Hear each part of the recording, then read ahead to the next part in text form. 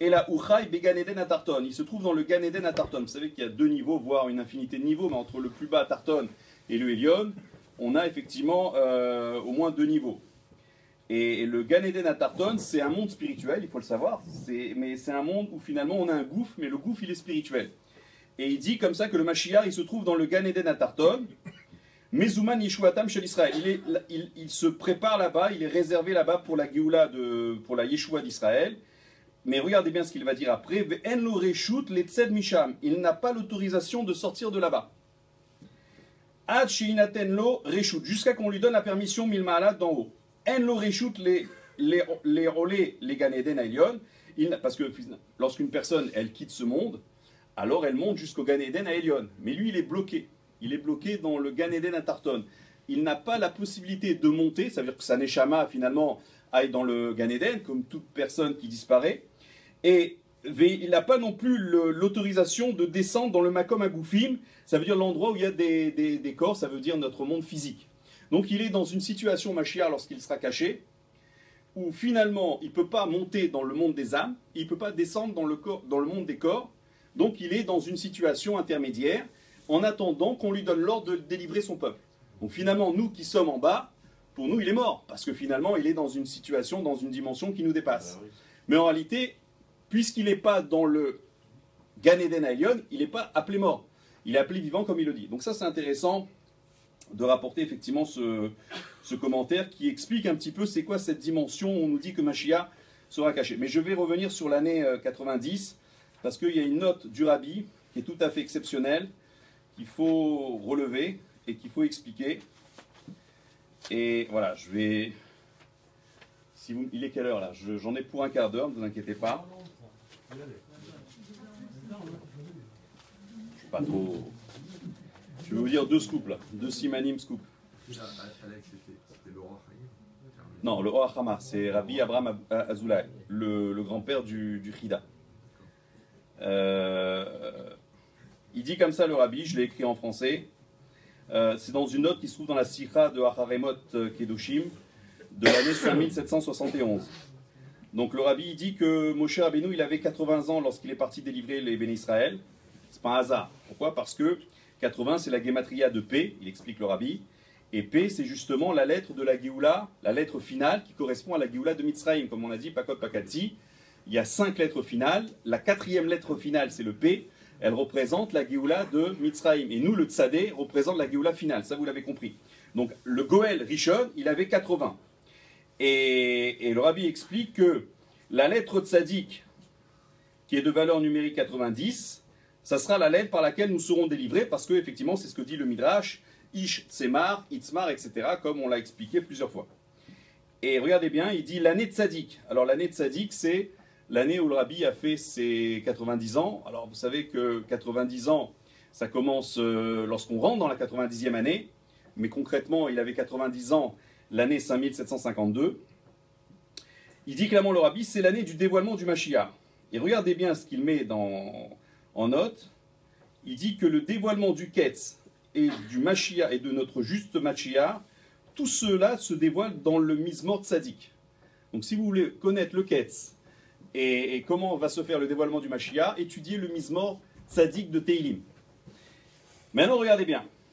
Le Rabbi dit clairement, puisque le Goël Rishon, il s'est dévoilé lorsqu'il avait 80 ans, Moshe Rabbeinu, parce que la Géoula était liée avec la lettre P, alors le Rabbi dit que le Goël Acharon, Mashiach, comme il va apporter la Géoula de la lettre Tzadé, il doit avoir 90 ans.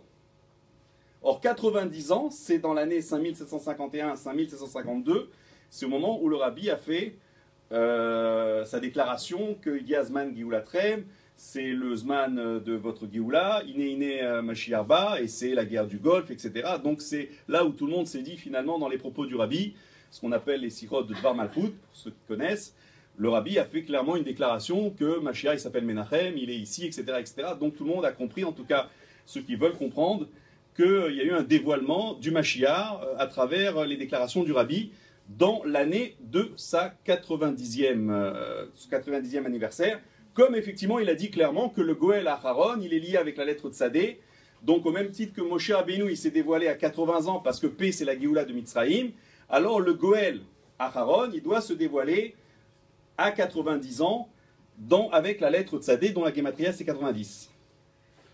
Maintenant, oui. Quand Rabbi il a eu le stroke, oui. c'était le 27 Adar. Cette année, il y a eu 2 Adar. Donc, on compte les jours de 27 inclus le 11 Nissan après. Il a fait 90 ans, ça fait 45 jours. Exactement. Oui, parce que si on avait été méritant, ça serait que 45 jours. Voilà. Là, on espère que c'est comme on a expliqué. Et si on n'est pas méritant, Chas v'Shalom, il faudra attendre 45 ans. Mais c'est pour ça qu'il ne faut même pas en parler de cette possibilité.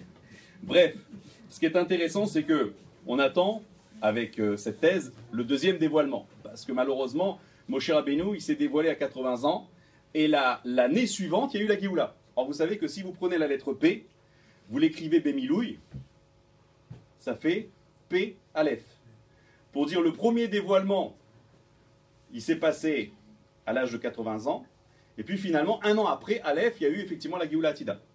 Si on fait le même raisonnement pour le Goël Acharon, la lettre Tzadé qu'on appelle aussi la lettre Tzadik. Si vous faites le milouï de Tzadé, Tzadik plutôt, ça fait 114.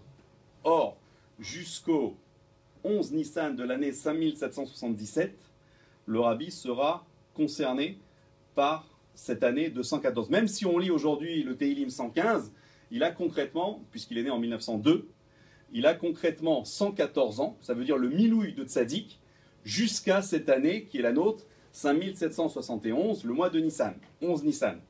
Et donc ça veut dire, il y a une allusion, encore une fois, tout ça ce sont des simanim qui sont là pour nous renforcer et comme on a dit pour le Rosé de Louveline, pour inciter Hachem de faire en sorte que ça se réalise. Donc on voit que pour le Goël Acharon, le premier dévoilement c'est la lettre Tzadé, donc c'est 90, c'est effectivement ce qui s'est passé. Et dans le milouï de Tzadik, on retrouve 114 ans qui est effectivement l'âge du Rabbi actuel. Mais il est décédé. Oui, mais on a vu, d'après l'Or HaChama, à nos yeux, il est décédé parce qu'il est dans une dimension qui est effectivement le Gan Eden à Tarton.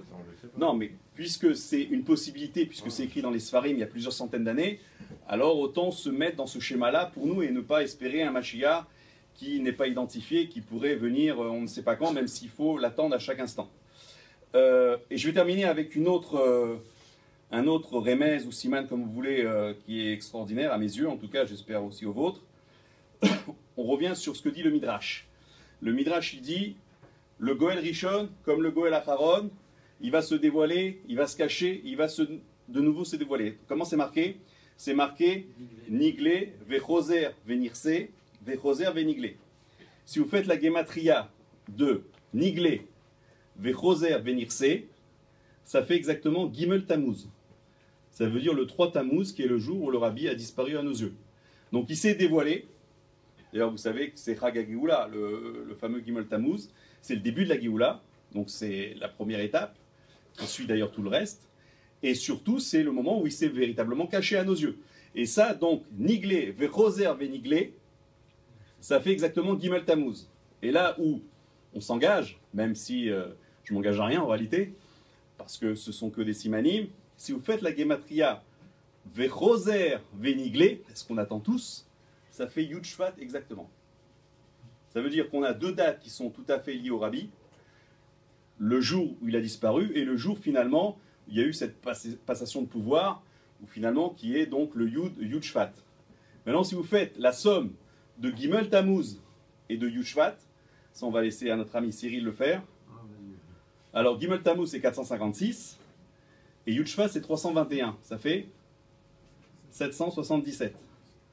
Donc, dans cette phrase du Midrash qui dit qu'il y a eu un premier dévoilement où il s'est caché et après il y a eu un deuxième dévoilement, on a la date où effectivement il s'est voilé, on a peut-être la date où il va se dévoiler, on a même peut-être l'année. Mais tout ça, ce sont des supputations qui doivent nous encourager à attendre Mashiach à chaque instant.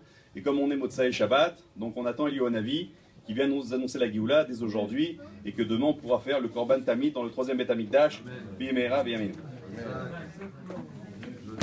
Ah là c'est du lourd mon ami, hein. Là c'est du lourd. Ah là c'est du lourd. Là c'est top. Ça des choses qu'on ne peut pas dire ailleurs. Là c'est. J'en profiter pour le dire là. Ah non c'est payant hein. Moi, Ah non non non. Mais jusqu'à la fin des temps, jusqu'à l'an 7000, il reste Darar année. Darar pour Khatmiyat. Et là, c'est du lourd, mon ami.